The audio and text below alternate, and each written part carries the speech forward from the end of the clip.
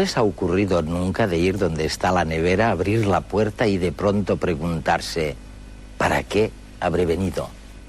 Es como si estuviéramos programados sin nosotros saberlo. Y si esto ocurriera también cuando tenemos que elegir entre tomar un cortado o un café con leche, entre salir de viaje o quedarse en casa, entre casarse o no casarse. Bueno, de esto va Redes hoy. Nuestro cerebro nos engaña. Cuando recordamos y cuando pensamos en nosotros mismos. Cuando soñamos y cuando percibimos la realidad que nos rodea. Nuestro cerebro finge, adultera, falsifica, pero tiene buenas razones para hacerlo. Nuestro cerebro es un dispositivo fruto de la selección natural y está dedicado al servicio de un organismo vivo, nosotros. ¿Y cuál es la meta de todo organismo vivo? La supervivencia. Nuestro cerebro busca nuestra supervivencia a toda costa y a veces para conseguirlo es capaz de suplir la información que le falta por fantasías y confabulaciones. Lo importante es que la información no nos falte, aunque parte de ella no sea exacta. Lo importante es que la realidad se nos presente con un sentido completo y coherente. Que creamos que todos nuestros comportamientos están bajo nuestro control. Que nuestra memoria parezca un reflejo de lo ocurrido. Para nuestro cerebro es más importante contarnos una historia consistente que contarnos una historia verdadera. El mundo real es menos importante que el mundo que necesitamos. Los objetos que vemos, escuchamos y tocamos pueden ser reales, pero lo que experimentamos como realidad es una ilusión construida en nuestro cerebro. Nuestra memoria no es de fiar, no funciona como una cámara fotográfica, y mucho menos como el disco duro de un ordenador. Unas veces, para conseguir un recuerdo coherente, el cerebro rellena los huecos de la memoria con contenidos imaginados e irreales. Otras veces, almacenamos información de forma inconsciente, información que al salir a la superficie parece algo maravilloso y sobrenatural. La actitud, la emoción, la imaginación y lo vivido, todo ello influye en nuestros recuerdos. Lo cierto es que vivimos en un mundo construido por nuestro cerebro. Y por nuestro bien, unas veces nos muestra cosas que no están y otras nos esconde cosas que sí están.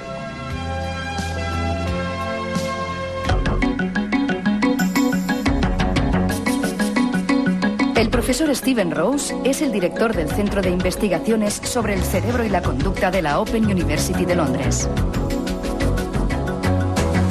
Neurobiólogo reputado, Rose centra su investigación en los mecanismos moleculares y celulares de la formación de la memoria.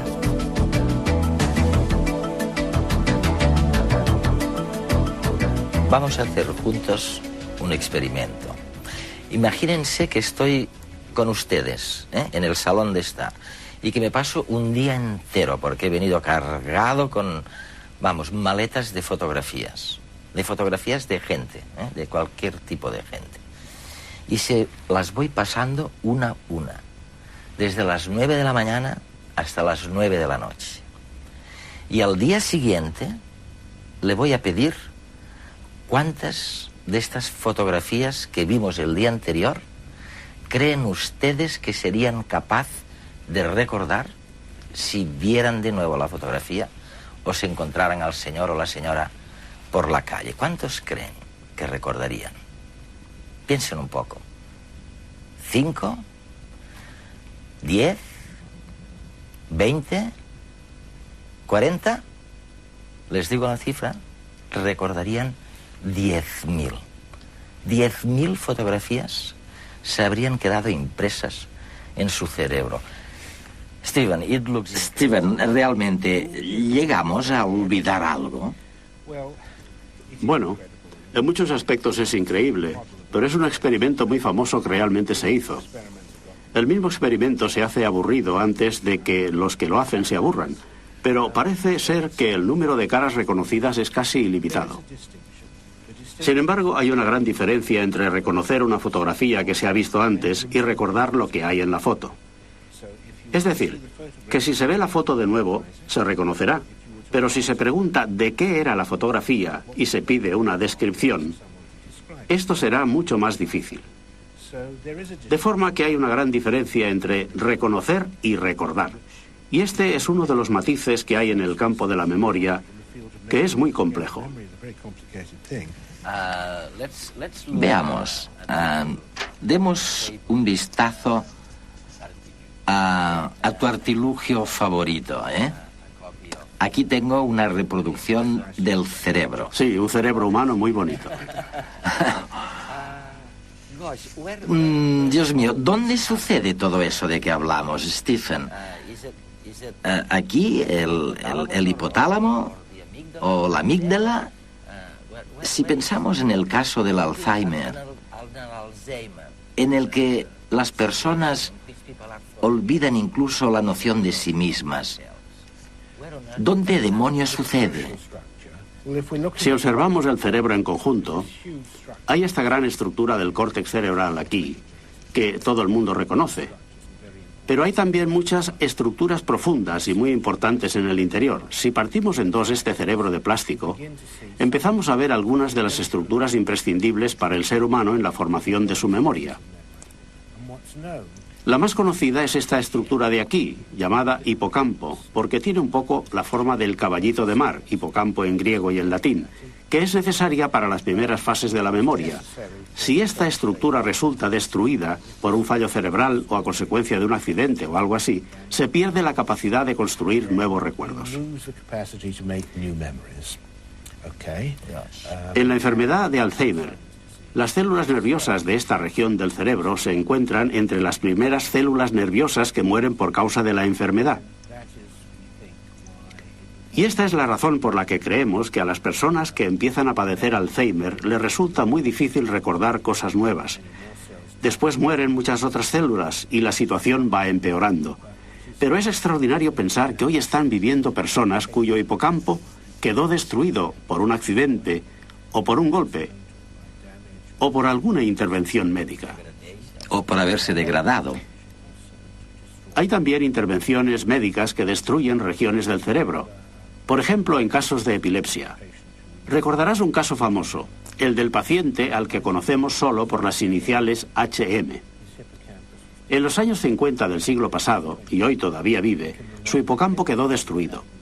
En aquel entonces él era un joven de unos 20 años, y hoy conserva todos los recuerdos hasta el momento justo en que su hipocampo quedó destruido. Pero si le preguntas qué edad tiene, dice que todavía tiene 20 años. Y te conoce y habla contigo, pero si te vas de la habitación y vuelves a entrar, te hablará como si nunca te hubiera visto antes, porque no puede almacenar nuevos recuerdos.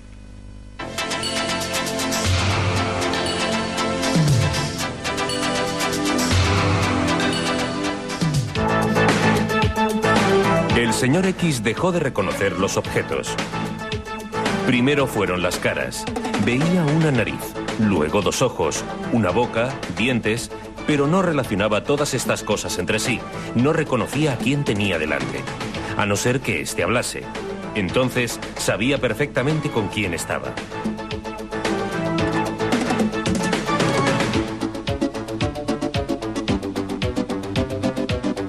A su mujer la llegó a confundir con un sombrero cuando buscaba algo que ponerse a la cabeza para salir a la calle. Sabía que necesitaba algo, pero no podía imaginar su forma. Así que cogió lo primero que encontró, a su señora.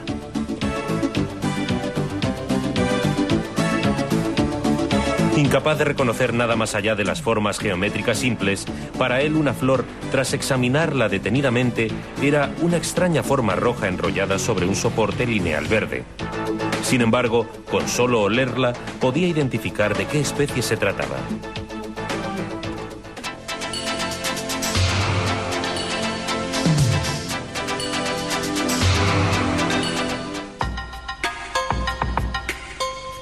El paciente Y se pegó un susto de muerte cuando descubrió bajo las sábanas una pierna fría y peluda que le pareció repugnante. Asustado, intentó echarla de la cama, pero no pudo evitar caer también él. El médico acudió en su ayuda. ¿Qué le ocurre? Alguien ha metido esta pierna en la cama y ahora la tengo unida a mi cuerpo. No sé cómo ha ocurrido. ¿Y esta no es su pierna, dice? No, en absoluto. ¿Cómo podría serlo? Es una monstruosidad. ¿Y entonces dónde está la suya? No lo sé. Dios mío, ha desaparecido.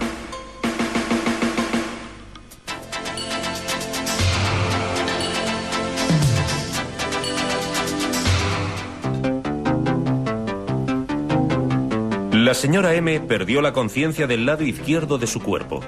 Para ella era como si no existiera. Ni siquiera puede girarse a la izquierda.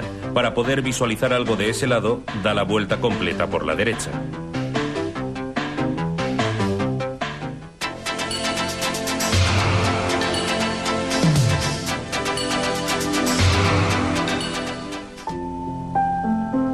La señora L era ya mayor y estaba un poco sorda. Una noche soñó con su infancia. Al despertar, oyó música que solía escuchar de pequeña. Intentó averiguar de dónde provenía. Finalmente, se dio cuenta de que las canciones provenían de su propia cabeza.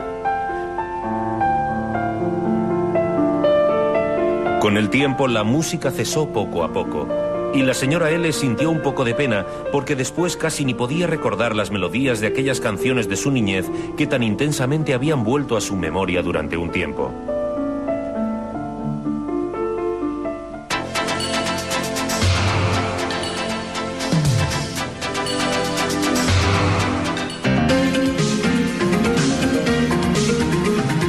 F era un estudiante de medicina. Una noche soñó que era un perro.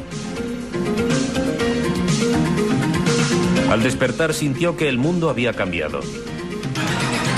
Los colores tenían muchas más tonalidades y los olores eran mucho más intensos y sutiles.